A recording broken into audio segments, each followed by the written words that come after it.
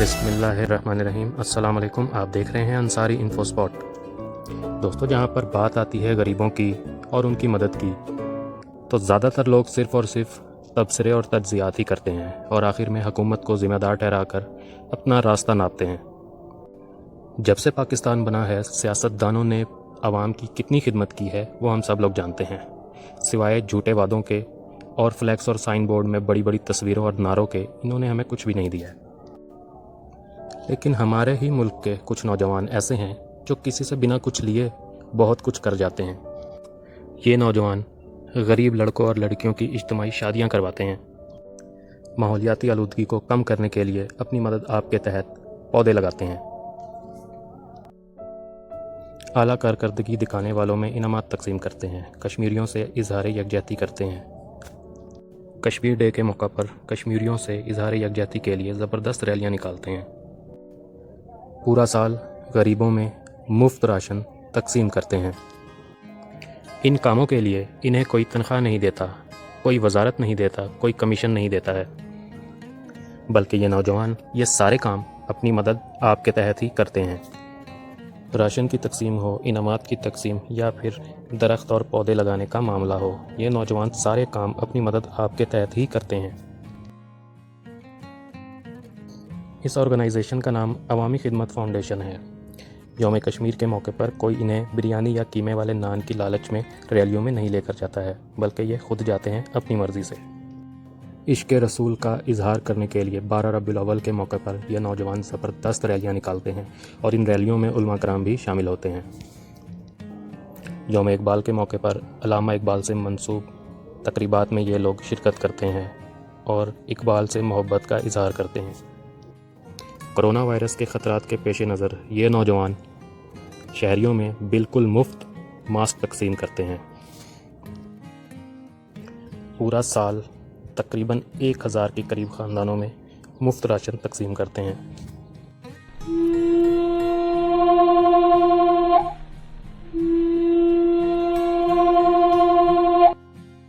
دوستوں، ہمارے ملک کا ایک بڑا طبقہ صرف اور صرف نئے آئیڈیاز پیش کر کے ساری ذمہ داری حکومت پر ڈال کر سائیڈ ہو جاتا ہے، جیسا کہ ساری ذمہ داریاں حکومت کی ہی ہے۔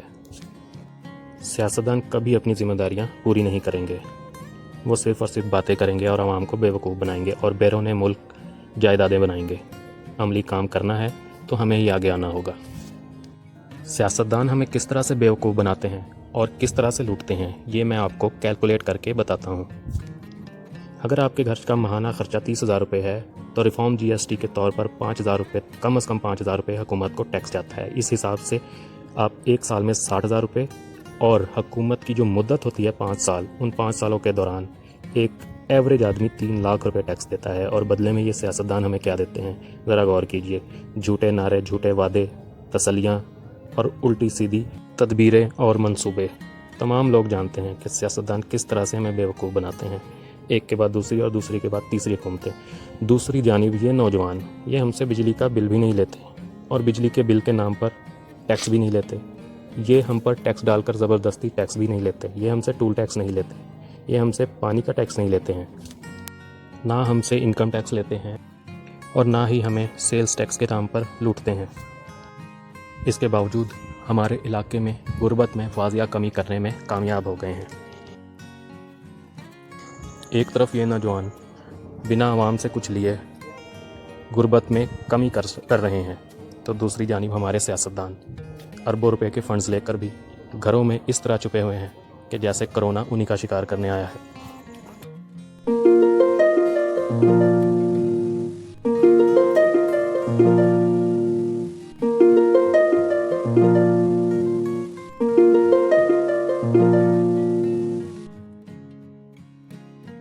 اناج کے ساتھ ساتھ یہ لوگ پھل اور سبزیاں بھی راشن کے ساتھ ہی دیتے ہیں، بنا کسی سے کچھ لیے۔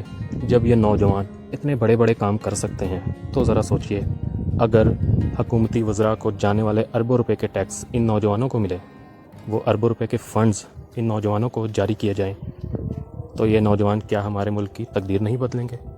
یہ پیغام وزیر اعظم صاحب تک جانا چاہیے کہ ہماری جان ان چوروں، ڈاکوؤں اور لٹیروں سے چھڑوائیے اور ہمیں ترقی کرنے دیجیے۔